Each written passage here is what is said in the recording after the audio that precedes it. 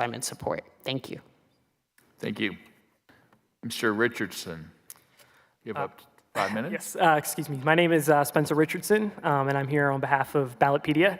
Thank you, Chairman Hughes, and the rest of the senators for your invitation. You may recall last fall, the editor-in-chief, Jeff Palley, came to discuss about state legislative runoff elections.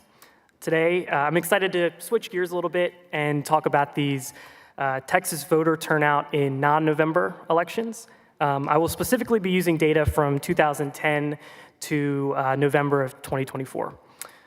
First, I would like to set the stage. So Ballotpedia generally categorizes elections into two buckets, on-cycle and off-cycle. So on-cycle elections are those that are held concurrently with federal elections. So these are your general presidential elections in November and midterm elections in November. Off-cycle elections are all of the rest, and generally are local, so they're school boards, they're mayoral elections, city council elections, things like that. So a useful way to visualize the difference between on-cycle and off-cycle elections is to imagine a sort of voter turnout pyramid. So at the bottom, we have elections with the most turnout, and we move our way up based on lower turnout rates. So let's start with the largest chunk of that set, and those are general presidential elections. So between 2012 and 2024, registered voter turnout averaged about 88% nationally and 61% here in Texas.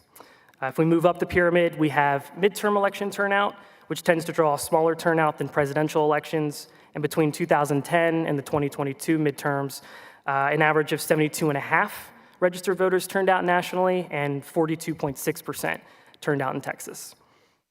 And now for the fun part, those Texas off-cycle elections. So those are held, again, in any year, in any month, any day that are not concurrent with those November federal elections. So if we return to that pyramid analogy, on-cycle elections form that base, while these off-cycle elections form the next layer up. And because of the smaller turnout, it represents a smaller portion of the pyramid. So one way we could divide up these off-cycle elections is to look simply at odd-year turnout. There are 7 years worth of odd-year off-cycle elections between 2011 and 2023 in Texas, and over those 7 years, turnout averaged about 9.5%. But we know that off-cycle elections aren't limited to just odd years. To take a closer look, let's go to the very top of that pyramid, and that's going to be the capstone. For here, we're talking about Texas's off-cycle elections held exclusively in May, and those generally consist of the lowest turnout figures. So for this segment, Ballotpedia compiled data from Texas's 7 largest counties. Those are Harris, Dallas, Tarrant, Bexar, Travis, Collin, and Denton.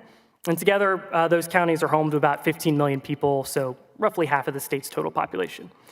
Now, where available, we've included voter turnout data from those counties in each May off-cycle election since 2016. There have been 8 such elections, with the exception of 2020, when no May election was held.